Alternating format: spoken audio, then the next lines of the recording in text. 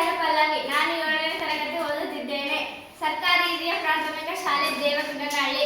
ನನಗೆ ಬಂದಿರುವ ವಿಷಯ ಗೋಲಿಯ ದರ್ಪಣಗಳೊಂದಿಗೆ ಆಟ. ನಾನು ಈಗ ದರ್ಪಣಗಳ ಬಿಂಬವನ್ನು ನಿಮಗೆ ತೋರಿಸುತ್ತೇನೆ.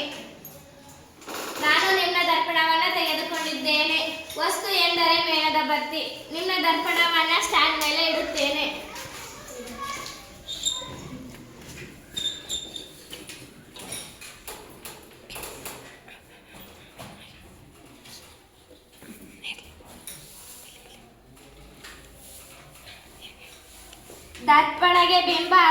ದರ್ಪಣಗೆ ವಸ್ತು ಹತ್ತಿರವಾಗಿದೆ. ದರ್ಪಣಗೆ ಬಿಂಬ ದೂರವಿದೆ. ದರ್ಪಣದ ಲಕ್ಷಣಗಳು: ಪರದೆ ಮೇಲೆ ಬಿಂಬ ಮೂಡಿದೆ, ತಲೆ ಕೆಳಗಾಗಿದೆ. ಇದು ಸತ್ಯ ಪ್ರತಿಬಿಂಬ.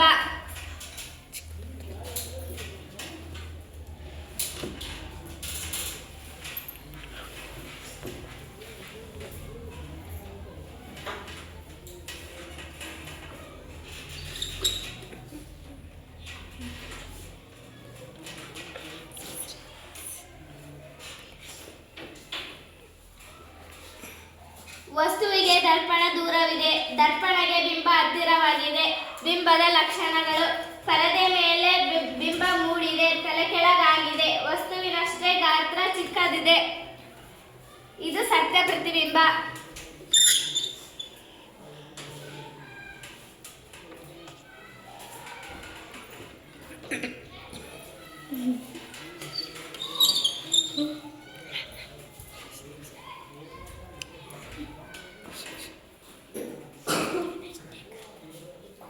ವಸ್ತುವಿಗೆ ಬಿಂಬ ದರ್ಪಣ ಎರಡು ಸಮಾಂತರದಲ್ಲಿದೆ.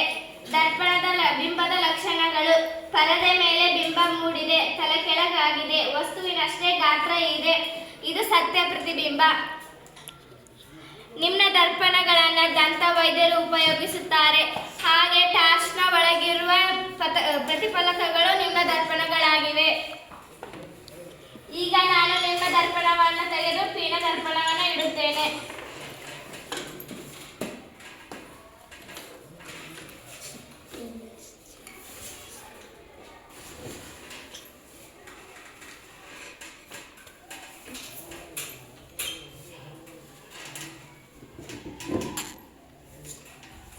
ಪೀನ ದರ್ಪಣದ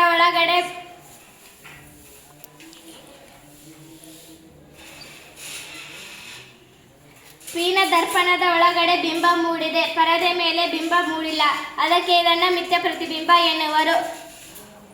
ಮಿಥ್ಯ ದರ್ಪಣಗಳನ್ನು ವಾಹನಗಳ ಹಿನ್ನೋಟಕ್ಕೆ ಬಳಸುತ್ತಾರೆ. ಧನ್ಯವಾದಗಳು.